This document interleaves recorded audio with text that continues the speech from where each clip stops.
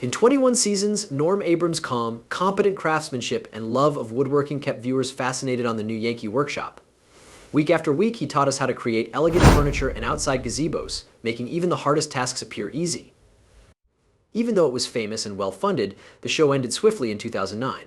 Over 235 objects were built by Norm. He quit in the height of his career. What caused him close his famed workshop forever? Norm Abram has deep roots in Milford, Massachusetts.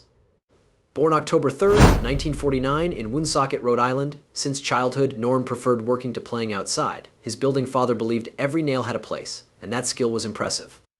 It wasn't surprising that Norm's first work was installing wooden floors for a client at 9 years old, not in a classroom. While in high school, Norm worked with his dad every summer. That's how Norm learned to use tools, read wood grain, and construct something beautiful from nothing. Like many small-town kids, he didn't expect he'd be a carpenter. In college, Norm Abrams studied motor engineering at the University of Massachusetts Amherst instead of woodworking. After seeing that Norm was adept with his hands, he understood he wasn't interested in numbers and theory. Engineering seemed distant and chilly. His real aim was to be in the middle with sawdust-covered hands. Changing his major to business administration seemed like a better fit, but not enough to hold him. His mind kept returning to the real-world work his dad taught him. Norm departed college and returned to the workshop where he belonged after not graduating. Norm spent 3 years for a major New England building firm before quitting school. He was more than a laborer. He had something special. Not long after, he became site supervisor. The position was enormous and important, but not enough. Norm founded Integrated Structures, Inc., a general contractor, in 1976 to make his own way. His first large project was building a general shop in Nantucket, a lovely island. It would shape his life in ways he couldn't have predicted. Russell Mirash hired Norm to build a tiny barn in his garden in 1979. The job seemed routine. Mirash was no ordinary resident. The TV producer knew who was talented. Mirash noticed how Norm used every piece of wood and worked fast and accurately. More than a handyman was involved. Norm did much art-like work. Russell Mirash believed he had uncovered more than a toolbox man. He sought Norm for aid with his new TV show, This Old House. The premise was simple film and revive a rundown Dorchester Victorian mansion. But the exhibition was about more than renovation. It also involved teaching. Norm, quiet, calm, and knowledgeable, fit in well. After being the on-site carpenter, Norm was on camera teaching folks how to put in a beam or measure twice, cut once, and they adored him. He was understated. His TV presence wasn't loud. He was normal. He was skilled and could educate without seeming like a lecturer. As this old mansion became famous, so did Norm. People watched the home of Norm. He was distinguished by his calm hand, concise answers, and craft respect. Russell Mirash had another chance quickly. Why not create Norm's show? So began the new Yankee Workshop.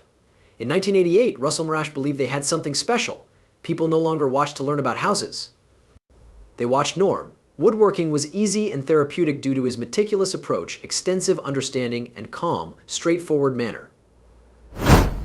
If Norm could revive old houses, imagine what he could do with a woodworking show. As luck would have it, they discovered a place to meet first. Mirage was already tops. Remember Norm's 1979 barn in Russell's yard? It would be the famed workshop. That building was simple, but they expanded on and modified it to suit Norm. Carpenters had all the equipment and gadgets they needed in the 36 by 26 foot shop. New Yankee Workshop premiered in 1989. The premise was simple. Every week, Norm demonstrated how to make a new project. Classic, magnificent furniture was sometimes used. Sometimes it was useful, like a workshop tool, but it was always pretty and useful. Norm used old-fashioned hand tools and modern electronic ones, proving that old and modern can create beauty. Not just DIY hacks either. Norm did everything from novice tasks to complicated furniture replicas. There was something for everyone, from novice builders to experts. It was never scary. Norm's calmness got you through it. Every corner of that store was organized. People at home may have thought it was in Norm's garden. No, Russell Mirash owned the land. The shop had no door on their first day of taping. Norm did what? Naturally, he erected the famed swinging barn door. It was part of the show's charm that Norm always turned off after an episode. The shop has everything a woodworker needed. Well-organized 936 square feet of pandemonium. A drill press and back bench were on the west wall. Radio warning zone, miter bench, and storage container were on the south wall. In the corner sat a computer, TV, and little office, but they were rarely filmed. A ladder on the east wall led to a loft. Norm kept dust collector, edge sander, and jigs there. It was comfortable and worked perfectly. A table saw in the middle of the shop was also prominent. Outfeed tables, a large assembly table, and all the woodworkers' tools were there. Finishing room on northeast corner, Norm gave his crafts a smooth coat of oil or paint to bring them to life. Everything was put away. Norm enjoyed having a purpose for everything. Norman completed indoor and outdoor projects. The show's 21 seasons featured new Yankee Workshop outdoor constructions. Sheds, gardens, gazebos, and a small yacht were made by Norm. Building barriers, flagpoles, and mailboxes was his duty. Norm made anything from wood. The video shows it, not only the jobs either. To inspire his projects, Norm took viewers on short field visits to historical sites, museums, and businesses. He admired vintage chairs and cabinets for their craftsmanship. Next, he would construct something comparable in his business with a modern touch. Norm wanted more than to demonstrate his skills on the television. It involved teaching. From choosing the wood to applying the final polish, he explained everything. He went beyond teaching construction. Because of him, you believed you could do it alone. That was Norm's magic. He made difficult tasks easy. Attention to detail revealed a flow to the work. Cut, smooth, fit, measure, repeat. Norm built over 235 projects on camera before the end of the new Yankee Workshop. They were produced with the same attention and competence despite their differences. Show praise was likewise high. It competed for afternoon Emmys for Outstanding Service Show and Single Camera Editing. Many Americans and others found Norm Abram and his little workplace special. Every time that famous shop's door closed after a show, you knew you'd be back the next week to learn from the man who made it look so easy. But all good things end. On October 16, 2009, WGBH Boston announced the end of new Yankee Workshop. Norm Abram quit the show. His typical modest approach, he considered the choice and claimed he had met excellent woodworkers and had millions of viewers' support. The show could resume. Norm stated they had enough money. Investors and watchers remained committed. Norm was satisfied with his show, even though they could have continued for years. He wasn't ready for another building season after 21 years of relentless work. Spend more time with family, more time away from cameras. Love for the new Yankee Workshop continued after the event ended. For years, this Old House Insider and NewYankee.com streamed episodes. Woodworkers might still receive ideas and recall their favorite builds. It was like Norm's best work digitally. On the internet, nothing lasts forever. The viewing options ended September 5th, 2022. This Old House Ventures, Marash Isik WGBH, and Liner Inc.'s license expired. Fans lost access to their beloved shows. It appeared like Norm's shop was closed.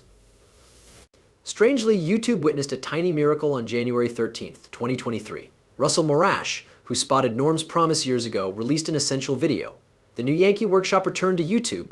He offered a brief tour of the famous shop and announced that more people may see the events. Anyone could view Norm Abram's crafting tutorials on YouTube. New and longtime fans received gifts when the news broke. Marash's film ended with a happy message. It's all there for you to enjoy. I hope you do. Norm Abrams influenced much than just the Yankee Workshop and this ancient mansion. Besides constructing homes and furnishings, he left a legacy of care and talent. One of his proudest accomplishments was serving on Old Sturbridge Village's Board of Trustees. That site preserved history, so Norm was attached to it. He valued tradition, whether it was restoring old homes or teaching future woodworkers about the past. Thus, Norm was requested to give the commencement speech at North Bennett Street School, which emphasizes his craftsmanship, in 2001. As Norm addressed the graduates, his message was obvious. Being skillful is a lifestyle, not just a skill. Norm continued after the speeches. His work with Generation Next, which encouraged young people to join the trades, influenced future builders. Norm knew businesses needed fresh hires. He learned the craft from his father as a child, so he knew how vital it was to teach young people to enjoy it. He considered his employment a calling. It would be worthwhile to teach even a few kids how to use a hammer. Norm had pleasure despite working hard. He appeared in films and TV. Freakazoid, a bizarre animation, featured Norm and Normadius. The villain kidnaps Norm to construct a wooden weapon in this episode. Putting this calm, polite man in a wild circumstance was comical, but it worked. Even for fun, Norm could make things work. Others did it too. Many unexpected locales hosted Norm. Where in the World is Carmen Sandiego, and Between the Lions featured him. He wore a plaid shirt in casual manner everywhere, including in Foot Locker's House of Hoops. That striped shirt became more than apparel. A brand name. People thought it showed Norm's honesty and trustworthiness. His speeches were as legendary as his creations. With Norm, carpentry seemed like the most tranquil thing ever. He was usually nice and quiet. He could simplify even the hardest tasks, and his way of talking about them made people feel like they could too. Norm considered more than how. He feared for safety. Every episode began with a warning. Safety glasses. Each cut and motion was done carefully.